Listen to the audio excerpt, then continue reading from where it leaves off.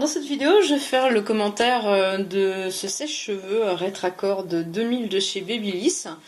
Et moi j'avais déjà celui-ci, le Expert 2300 High Ionic, qui est très bien, que j'aime beaucoup. Mais la grosse différence, on va dire, c'est d'abord il y a plus de vitesse là-dessus et il y a surtout pas ça. Parce que moi c'est comme ça que j'enroule mes cordons, je déteste que les cordons filent derrière. Et donc celui-là, il a ce petit cordon. Alors je me demandais comment ils avaient fait du coup pour que ça rentre là-dedans, et la réponse est simplement en étant plus volumineux. Hein. On voit bien la différence là entre les deux. Il y en a un qui est plus gros. Alors bon, même si c'est plus gros, c'est pas très gênant à l'utilisation. Donc on a ce petit machin là, évidemment pour tout ce qui est lissage, et puis ce petit accessoire là que je vais pas utiliser moi parce que j'ai des boucles naturelles qui sont vraiment pas, qui ont vraiment pas besoin qu'on vienne les sécher. Ici donc on a deux vitesses, la une, trois chaleurs, les deux premières sont vraiment très confortables, on a une touche froid. Perso je vois pas hyper bien la différence entre la première position et la touche froid.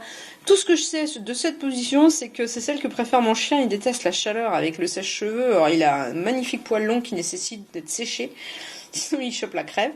Mais en tout cas il y a une touche froid là qui est derrière, qui est facile à appuyer. Et le gros atout quand même de celui-là, je vais le débrancher.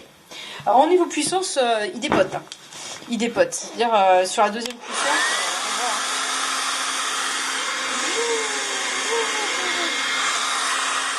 Voilà, ça décolle. Hein. Ils annoncent à 75 km/h. Je trouve ça super fandard de mettre la vitesse en km/h.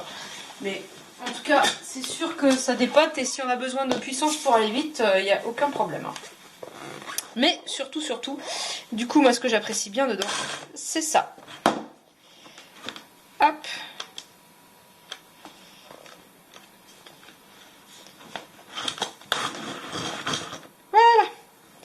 Alors ça bloque un petit peu si jamais ça s'arrête, et il suffit de retirer un coup et puis ça remet. Voilà. Yep. Et donc là, on n'est pas emmerdé avec le fil. Ça, j'avoue que c'est quand même pas mal, parce qu'après en termes de performance, on n'a pas besoin non plus d'un truc trop impressionnant. Donc je trouve ça cool. Ça rajoute pas énormément de poids dessus, ça le rend plus volumineux, puis c'est tout. Mais pour le reste, c'est un bon sèche-cheveux, tout comme son frangin, là, l'Expert 2300 High Ionic, qui est très très bien aussi.